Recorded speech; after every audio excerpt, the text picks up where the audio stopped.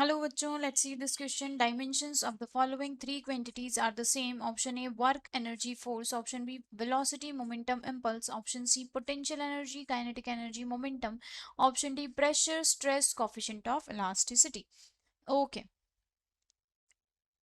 let's do this. चलो, यहाँ पे सबसे पहले हम बात करेंगे ऑप्शन ए की। तो यहाँ वर्क के बारे में बात करेंगे। वर्क होता है हमारा फोर्स इनटू डिस्प्लेसमेंट।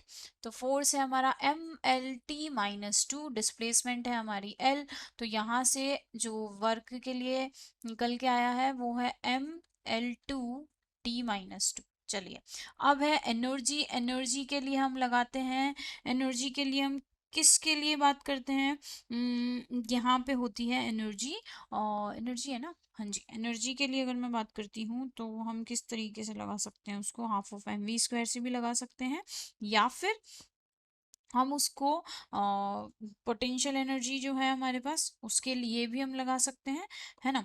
तो यहाँ दोनों के लिए अलग अलग है, बट जो नॉर्मल हम एनर्जी के लिए यूज करते हैं फॉर्मूला, डायमेंशनल फॉर्मूला, वो हमारा क्या होता है? वो हमारा होता है m l2, या फिर हाफ ऑफ mv² से निकाल देती हूँ अगर मैं, तो यहाँ से हमारे पास क्या आ जाना चाहिए?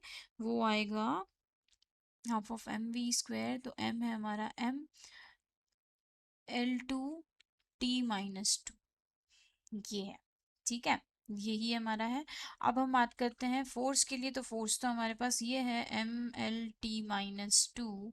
तो यहाँ से ये तो हमारा सेम होने से रहा, ये सेम होगा ही नहीं, ठीक है। तो ये चीज़ आ गई। अब हम बात करेंगे, ये तो मतलब इसका है कि ये गलत हो गया। अब हम बात करेंगे अगर ऑप्शन बी की। तो ऑप्शन बी के लिए हम क्या लगा सकते हैं? देखो, ऑप्शन बी के लिए हम लगा सकते हैं वेलोसिटी। वेलोसिटी हमारा क्या हो जाएगा? वेलोसिटी यहाँ पे होगा, वेलोसिटी जो होता है वो होता है हमारा l t - 1, ये होता है, ठीक है। ये हो गया। अब बात करेंगे मोमेंटम की। m होता है हमारा, m क्या, मोमेंटम होता है हमारा p, ठीक है। p इक्वल्स टू हमारा होता है mv, ठीक। तो यहाँ से p इक्वल्स टू mv निकल के आया।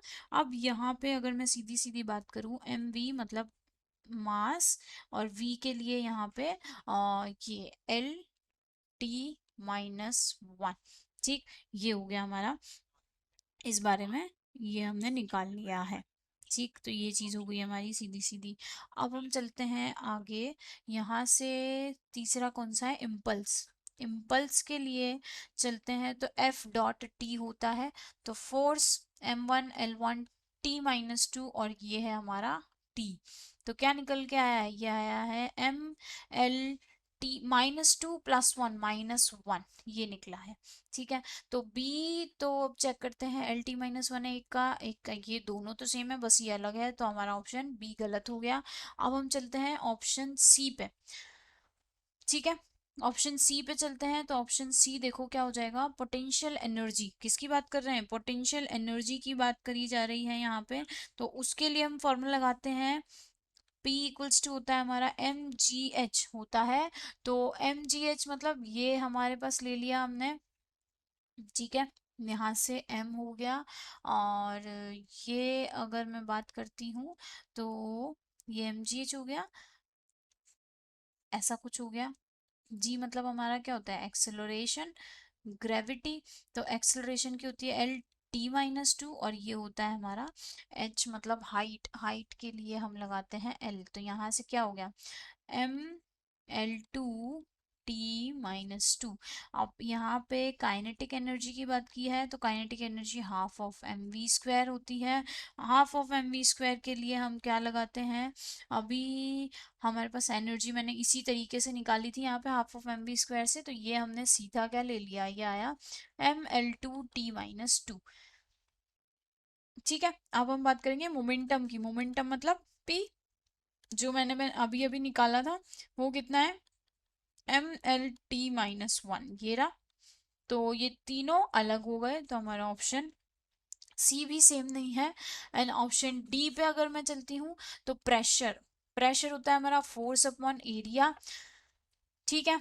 तो यहाँ से फोर्स अपॉन एरिया मतलब m1 L1 T-2 divided by L2, तो क्या निकल के आता है, यही चीज होती है। ये चेक कर लेते हैं, यहाँ पे देखते हैं। अब हम बात करेंगे स्ट्रेस की। स्ट्रेस होती है हमारी F/A, तो यही सेम चीज आई हमारे पास L T-2 और ये L2। अब चलते हैं आगे, कोफिशिएंट ऑफ इलास्टिसिटी जो हमारा यंग्स मॉड्यूलस के लिए होता है वही, तो वो कितना होता है, स्ट्रेस डिवाइडेड बाय स्ट्रेन। वो कितना होता है, स्ट्रेन हमारी डायमेंशनलेस और स्ट्रेस क्या होती है F/A, तो वो कितना हुआ MLT-2 डिवाइडेड बाय L2। तो तीनों ही सेम है, तो हमारा डी ऑप्शन जो है वो सही हो गया है। So best of luck.